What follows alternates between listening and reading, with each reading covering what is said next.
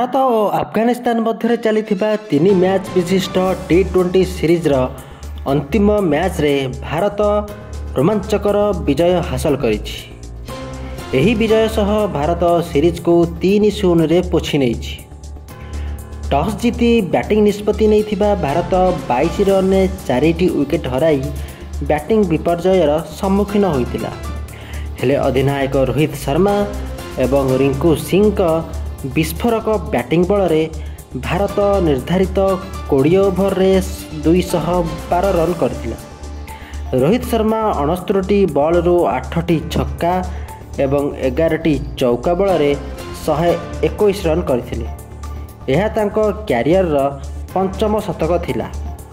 सेही भली रिंकू सिंह 39टी बॉल रु 6टी छक्का एवं 2टी चौका बल 69 रन संग्रह करथिले।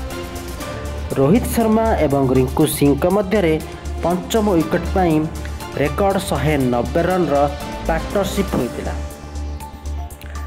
जवाब रे अफगानिस्तान मध्य धुआंधार बैटिंग प्रदर्शन करी निर्धारित 20 ओभर रे 212 रन करथिला। या फल मैच टाई हो जाइतिला।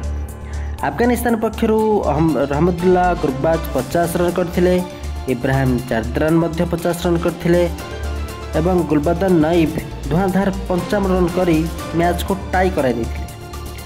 भारत पक्षरु वाशिंगटन सुंदर सर्वाधिक 3टी विकेट नेथिले। मैच टाई हो जिबारु सुपर ओभर रे खेला जाइतिला। प्रथमे अफगानिस्तान बैटिंग करी 16 रन करथिबा बेले भारत मध्य 16 रन करथिला। फल प्रथम सुपर ओभर मध्य टाई हो जाइतिला। मैच रो परिणाम पई द्वितीय सुपर ओभर खेला जाइतिला।